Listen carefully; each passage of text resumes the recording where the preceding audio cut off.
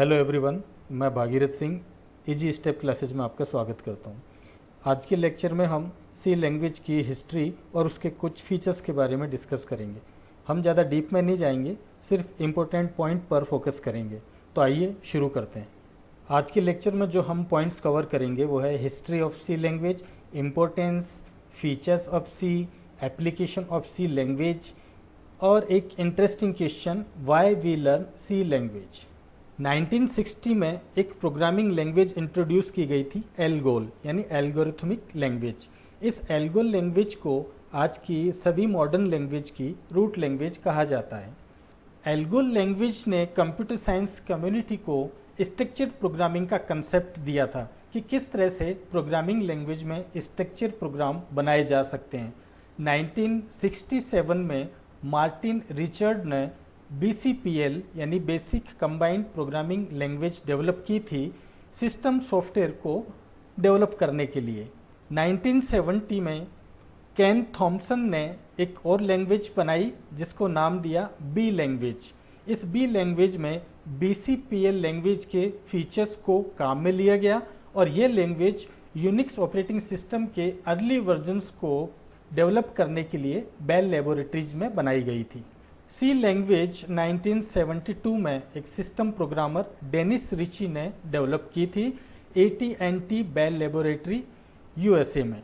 सी language में ALGOL, BCPL और B language के कंसेप्ट को काम में लिया। इसके अलावा कुछ एडिशनल पावरफुल फीचर्स और डेटा टाइप का कंसेप्ट भी ऐड किया गया। 1989 में ANSI कमेटी यानी अमेरिकन नेशनल स्टैंडर्ड इंस्टीट्यूट ने सी लैंग्वेज के इस वर्जन को अप्रूव किया और नाम दिया ANSI C। इसके बाद ISO यानी इंटरनेशनल स्टैंडर्ड ऑर्गेनाइजेशन ने 1990 में इसको अप्रूव कर दिया था। अब हम सी लैंग्वेज की इम्पोर्टेंस के बारे में बात करते हैं। C language general purpose programming language है। जनरल पर्पज का मतलब ये हुआ कि सी लैंग्वेज में हम किसी भी तरह के सॉफ्टवेयर या प्रोग्राम बना सकते हैं।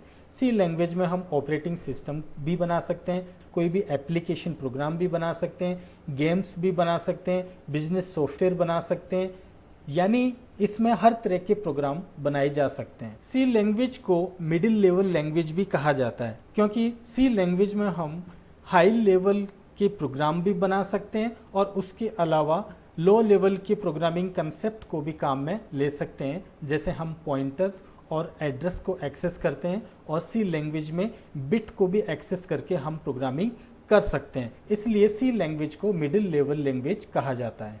C language structured programming language है। इसमें कुछ स्ट्रक्चर्ड स्टेटमेंट जैसे कि वाइल, फॉर ये काम में लिए जाते हैं।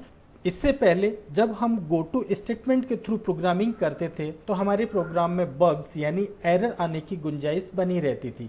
तो उन एरर्स को सी लैंग्वेज ने काफ़ी हद तक दूर किया using structured statement. Unix operating system को दोबारा से लिखा गया था सी लैंग्वेज में, यानी सी लैंग्वेज यूनिक्स ऑपरेटिंग सिस्टम से क्लोजली रिलेटेड है। सी लैंग्वेज को ऑपरेटिंग सिस्टम प्रोग्राम्स बनाने के लिए काम में लिया जाता है और सी लैंग्वेज का जो पावरफुल स्ट्रेंथ है वो है इसके बुल्ट इन फंक्शंस जो कि पहले से बने हुए होते हैं और प्रोग्रामर को प्रोग्राम को डेवलप करने में हेल्प करते हैं। यानी प्रोग्रामर को कुछ ऐसे फंक्शंस हैं जिनका कोड लिखने की ज़रूरत नहीं होती, वो पहले से ही बने हुए होते हैं, सिर्फ उन्हें काम में लेना होता है। इसके अलावा सी की लाइब्रेरी में हम अपने कोई फंक्शन बना करके ऐड भी कर सकते हैं, जिससे प्रोग्रामिंग टास्क बहुत सिंपल और इजी हो जाता है।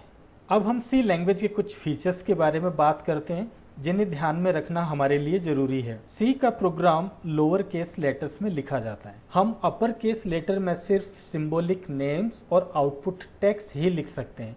सिंबॉलिक नेम मतलब किसी वेरिएबल का नाम हो गया, या हम जो मैसेज या स्ट्रिंग स्क्रीन पर प्रिंट कराना चाहते हैं सिर्फ उन्हें हम अपर केस में लिख सकते हैं। Pre processor directives hash symbol से शुरू होते हैं और इनके लास्ट में सेमीकोलन नहीं लगाया जाता है।